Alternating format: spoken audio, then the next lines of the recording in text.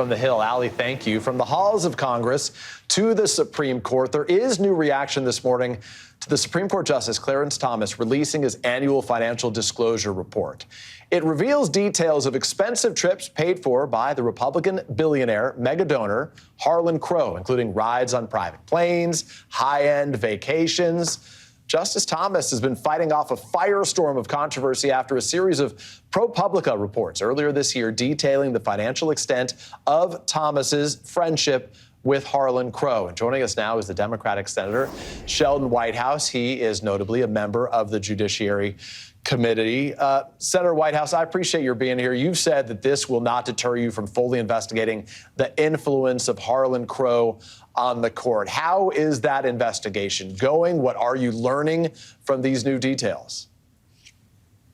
Well, at the moment, we're in kind of a stonewall from the billionaire's lawyers. Several of them have all taken the same position that was recently backstopped by Justice Alito in what I think was an improper interview in the Wall Street Journal editorial page. But we're going to continue to move ahead. We have a variety of investigative tools at our disposal. The press has been very good about bringing out information. And this new filing by Justice Thomas is obviously incomplete. There are things we know he received that are not disclosed in his filing. So we need to understand why his filing is incomplete and what his theories were and his lawyer's theories that justified not providing a complete ethics filing.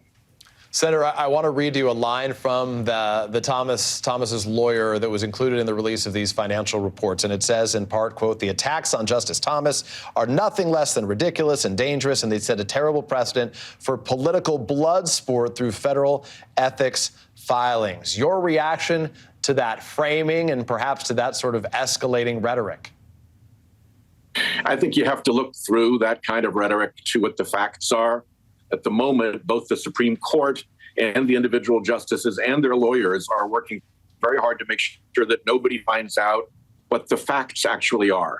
No independent eye has yet taken a look at these disclosures, for instance. This is Thomas's own lawyers and the court's own people. So there's a lot left to find out. And I think if we focus less on the political rhetoric, in which Thomas's lawyers indulged a great deal, and actually look at the facts, the American people will be better served. But at the moment, we're having trouble getting out the facts. And I trust you don't think this is an issue that's unique to Justice Thomas, or, you know, in your opinion, is there something wrong with the Supreme Court as an institution? How is that resolved?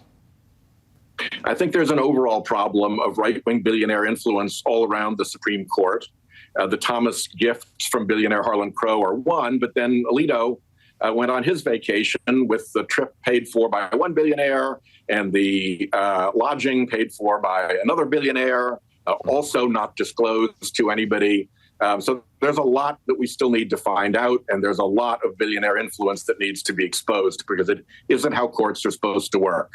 Well, the robes are supposed to be black, but increasingly, I think a lot of Americans, they feel like they're either red or blue. The public trust in the Supreme Court right now really has plummeted in recent years. Just this morning, we gathered the figure that showed it's roughly like 40% approval rating, according to Gallup. Is there any motivation in Congress to get real reform done? Is the Capitol there for this to change, or are we just going to litigate it, you know, in conversations like this and nothing actually moves?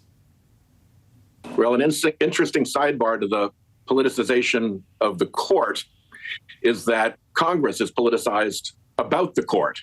Republicans want to protect it as it is because it's delivering for their big donors. So it's really hard to move.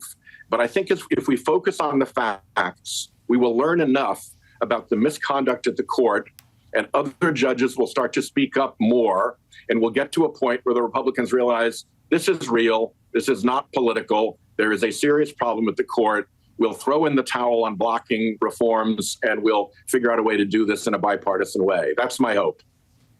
Another reminder that elections matter. Senator Sheldon Whitehouse, we appreciate your time. We wish you a good Labor Day weekend. Thanks for visiting with us. You also.